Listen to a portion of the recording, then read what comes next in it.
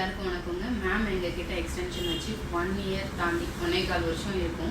அவங்க எங்ககிட்ட வரும்போது பார்த்தீங்கன்னா நிறைய அவங்ககிட்டயே அதை கேட்கலாம். மேம் எந்த ரீசனுக்காக இங்கே வந்தீங்க? இப்போ வந்து எங்களோட ஓன் ஹேர் நல்லா வளர்ந்துருச்சு, எக்ஸ்டென்ஷன் நாங்கள் ரிமூவ் பண்ண போகிறோம். ஒரு ஹாப்பியான நியூஸ் என்ன மாதிரி அப்படின்னு மட்டும் அவங்ககிட்ட கேட்கலாம். சொல்லுங்கள். ரொம்ப சந்தோஷமாக இருக்குது. ஃபஸ்ட் நான் அதுதான் நான் சொல்லணும். என்னோட ஹேர் வந்து பார்த்தீங்கன்னா ரொம்ப லென்த்தாக இருக்கும். எனக்கு ஸ்கின் டிசீஸ் இருந்தனால கொஞ்சம் ஸ்கேல்ப்லாம் டேமேஜ் ஆகிடுச்சு. ஸோ ஹேர் எல்லாமே ஸ்பாயில் ஆகிடுச்சு. ஸோ அந்த குட்டி சின்ன முடி அந்த பால்டு ஹெட்டோடு என்னால் வெளியே போக முடியல. ஸோ நம்ம ஸ்டுடியோவுக்கு வந்து மேமை பார்த்தேன். ரொம்ப கான்ஃபிடண்ட்டாக சொன்னாங்க, வாங்க நம்ம பார்த்துக்கலாம் அப்படின்னு சொன்னாங்க.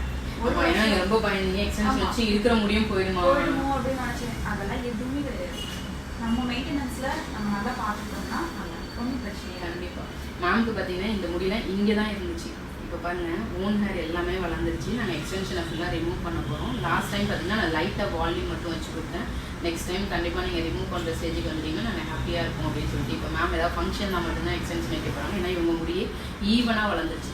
அன்ஈவனாக குட்டி குட்டியாக இருந்தது, எல்லாமே இப்போ ஈவனாக வந்துச்சு. ஸோ எக்ஸ்டென்ஷன் வச்சு எந்த ஹேர் ஃபாலுமே இல்லாமல் கொண்டு வந்த ஒரே ஸ்டுடியோ நம்ம ரேஸ் ஹேர் ஸ்டுடியோ மட்டும்தான். இதுக்கு நிறைய கஸ்டமர்ஸ் இருக்காங்க.